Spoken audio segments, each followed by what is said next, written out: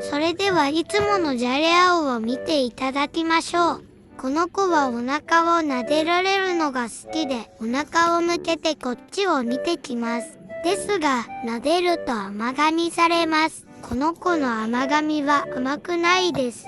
撫でないとおねだりしてくるので、満足するまで撫でます。撫ですぎるとなんか少し怒ってきます。そろそろやめてほしそうなので少しいじめます。